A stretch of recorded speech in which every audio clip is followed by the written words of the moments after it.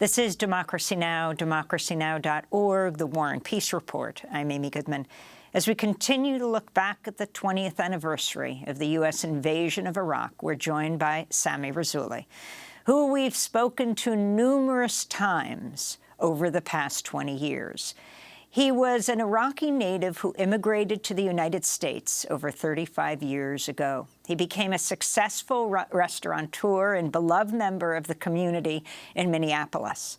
After the U.S. invasion of Iraq, his home country, in 2003, he moved back to Iraq, where he founded Muslim Peacemakers.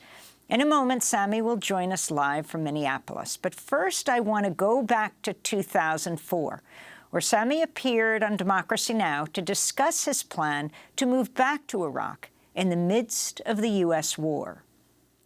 I would do anything. Probably I'll start cleaning the streets where my sister lives and get those kids who like to listen to their uncle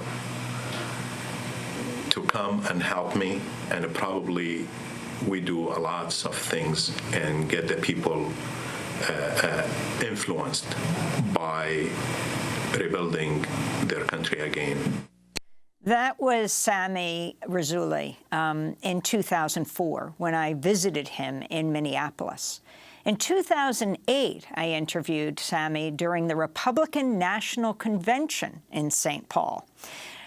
Sami was back from Iraq at that point. He criticized then Vice Presidential nominee Joe Biden's proposal to partition Iraq. As you and the audience, the viewers, and many Iraqis still remember Mr. Biden when he introduced the bill to the Congress last year to partition Iraq. Now he came back on the ticket.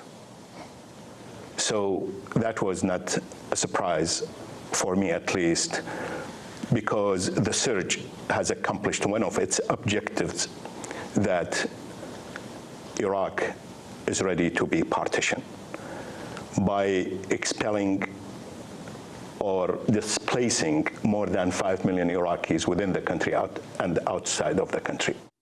You know, that was 5 days after I was arrested in St. Paul as we were covering a protest, along with my Democracy Now! Colleagues, Sharif Abdel-Quddus and Nicole Salazar. The police went after us, them for filming and me for asking for them to be released. Well, in 2011, Democracy Now! Spoke to Sami again on the phone from his home at that point in Najaf, Iraq. The interview took place just after President Obama declared an end to the war in Iraq. In sense of destroying Iraq, it's really mission accomplished. The healthcare system has been really destroyed. As you mentioned, the infrastructure as a total catastrophe that began not only since 2003, and actually it's more than 20 years since 1991. You know, we should not forget the effect of the sanction before the invasion. Iraqi people have suffered a lot, and many of them have died. While President Obama pledged to remove all troops from Iraq by the end of 2011, today, more than a decade later, there are still more than 2,500 U.S. troops in Iraq, and violence has continued in Iraq as well. In 2020, in just one example, a bomb destroyed the American Institute for English in Najaf, Iraq, the school that was founded by our guest, Sami Rasouli. At the time of the bombing, Sami was visiting the United States. Since then, he's remained here with his family, which was finally reunited at the end of last year, his wife and son returning to be with him and their kids. He's now working on starting a new organization called the American-Iraqi Peace Initiative. Sami Rasouli, it's great to have you back with us as I talk to you from New York, and you're sitting in a studio in Minneapolis. It's amazing to go back on that journey. As we met you in Minneapolis, the anti-war movement so warmly supported you, the whole community at your restaurant in Minneapolis. But then you said, I'm closing it all up, and I don't care if I have to just sweep the streets of Najaf. I'm going to improve my country in any small way I can as the U.S. bombs were falling. Take us on that journey 20 years later and how you ended up back in the United States. But talk about that first decision you made from your comfortable abode in Minneapolis to say, I'm going back to Iraq. Hello, Amy. Thank you for having me, and thank you for reviewing our past meetings. It has been a while since we met. Anyway, I'm back now, and regarding your question, I always tell my listeners that, and friends, of course, that Sami and salmon, the fish, has something in common, that they go upstream. But they also have no in common that salmon doesn't come back, but Sami keeps come back, because my good friend Jeremy Eggers here from Minneapolis said, Sami, remember you always wanted to build a bridge for peace between the two countries, your country of birth and your country of choice. So remember that bridge has two ends. You have to maintain both ends. That meant to come back again and go back. So wherever I go, that's my home, and I'm privileged to have that. As you mentioned, eventually I got reunited with my wife and my stepson. My family and I survived. My dreams and school has been destroyed in Najaf back in September 2020 after killing the Iranian General Soleimani by Mr. Trump. At the Iraq airport. Well, correct, in Baghdad airport, yes. Well, it looks like my wife, my kids, and I are safe now here. But the war in Iraq 20 years ago have left scars and visible legacy. And this is the babies in Fallujah and Najaf and Basra. And the rise of the incidence of cancer, if we speak in general, 4-fold went up, but among the kids, 12 times went up, and that's catastrophic.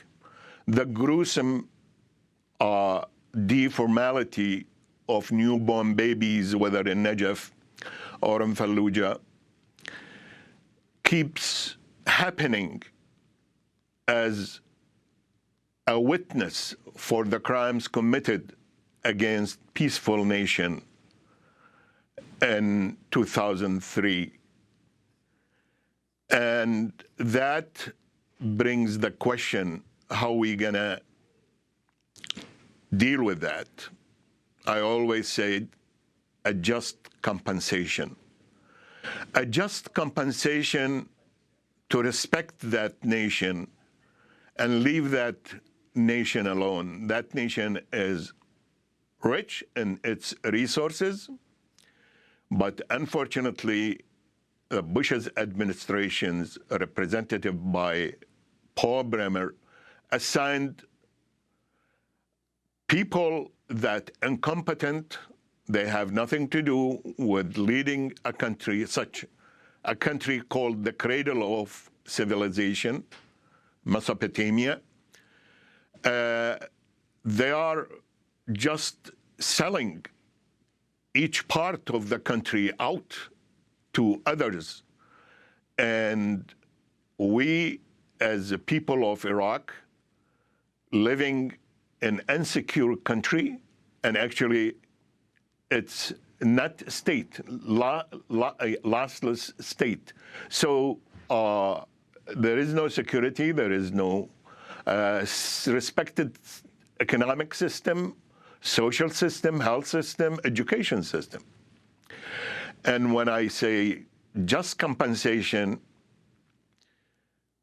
I mean to build a new culture here, the backyard of the rest of the world, the United States of America. The new culture that based on justice and peace, that deal with, for example, local, domestic,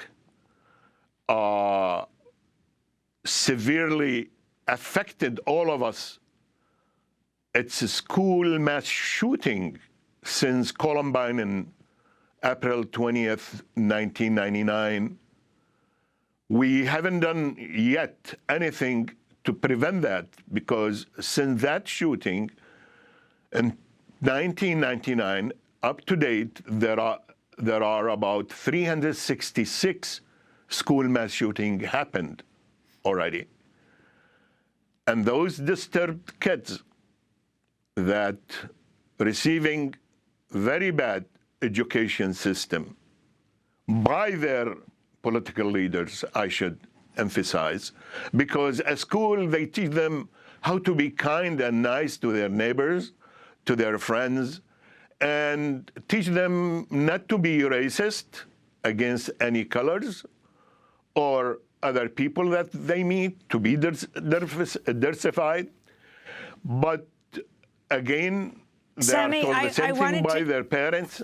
I wanted to interrupt for 1 second, because you're making an extremely interesting point as you talk about, you know, this country being really the only place in the world that has this level of mass shootings day after day. And you go back to Columbine. As you said, Columbine was April 20th, 1999. And I'll never forget President Clinton's comments at the time. What was it, 3 days later, that the U.S.-backed NATO forces, for example, bombed RTS, the radio television studio in Belgrade, Serbia, and we saw the body parts of makeup artists and technicians being taken out of this civilian structure. That was just one example. But Columbine happening in the midst of the bombing of Yugoslavia, and President Clinton saying, how do we teach our children that violence is not the answer to resolving conflict? And the irony of this, with the backdrop of war, then Yugoslavia. In your case, we're talking about Iraq, and now talking about the Russian invasion of Ukraine. Right. I mean, kids, the adolescents, I mean, they were like 12 years old or 17 years old, the perpetrators. Those kids, and they come as a challenge for their surrounding world. They would like to make some changes in this stage of age. So to tell them at school and at home, violence is bad and we should not do it, but yet we are doing it by our political leaders in Iraq and Syria and other places, and we tell them that's good, but the violence, for example, or attacking Ukraine today is not okay.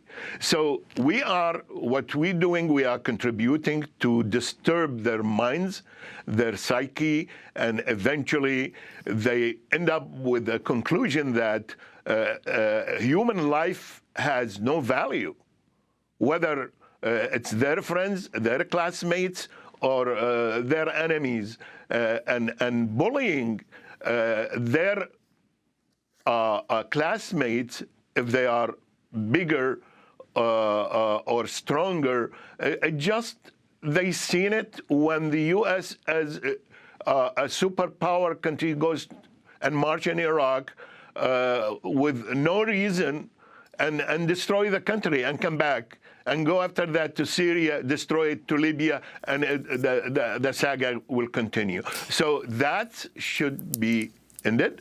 And as I said, a new culture of peace and justice should lead our mind and hearts, not only at home and at school, but also in the Pentagon and the White House and the Congress. Sami, I wanted to ask you about 2015. President Trump was running, Donald Trump was running for president on a fiercely anti-Muslim platform. We know, right after he came into office, the Muslim ban, etc. But you invited him to Iraq as part of a cultural exchange program for Muslim Peacemaker team. If you can talk about establishing the Muslim Peacemakers, working with Christian peacemakers in the anti-war movement, and why you wanted Trump to come to Iraq. Well, Amy, you remember when we met in Minneapolis back, I think, in 2004. You visited Minneapolis, and you interviewed me, and you asked me, you brought part of that meeting earlier in the show. So I told you I am going with no clue what I'm going to do, but at least I'm going to go and sweep my sister, where she lives, the house or the street where she lives in. So accidentally, with no previous plans, I met the Christian peacemaker teams there, and they were a great guidance for me to establish the Muslim peacemaker teams. So I'm still thankful for them to create all the roots and the initial movement that Muslim peacemaker teams follow their footsteps to work together in many projects. So one of them, when Mr. Biden banned Muslim countries, among them Iraq, not to enter the U.S., then excluded Iraq, I remember. But still, what I did, Somalia, because it was also excluded. So I flew to Somalia to bring Somalia and Iraq together, and we signed an agreement with the authority in Bosaso, and that's in Puntland area, way in the north, to make Najaf and Bosaso sister cities, since both of them are sister cities of Minneapolis. So we built that triangle as a reaction for Mr. Trump. But at the same time, I sent a letter inviting Mr. Trump to come and learn about the facts, how a Muslim family operates, and how the Muslim family conduct its business with the neighbors, with the kids, with the school teachers, and with their guest, him, if he come and stay with us at home to watch us rather than to listen to the mainstream media. Because, the mainstream media in the U.S., they picture the Muslims as terrorists.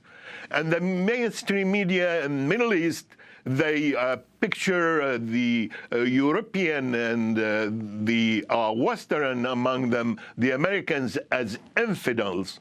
So here comes the duty of Muslim peacemaker teams when the Muslim peacemaker teams bring both together, the infidel and the terrorist, halfway, have them sit on a round table, look in the eyes, break that piece of bread, share it, and they find out all that nonsense of terrorism or infidels has no values, but they are nothing but brothers and sisters in humanity. And they should pursue this concept, that peaceful concept, to respect each other and share what they have together. Sami Rasouli, I want to thank you so much for being with us, a beloved Iraqi-American restaurateur in Minneapolis who moved back to Iraq after the U.S. invasion, founded the Muslim Peacemaker team, and now is back in Minneapolis 20 years later. Someday soon, I hope to come to Minneapolis and share a meal with you, break bread with you and your community. Thank you so much, Sami. That does it for our show. I'm Amy Goodman. Thanks so much for joining us.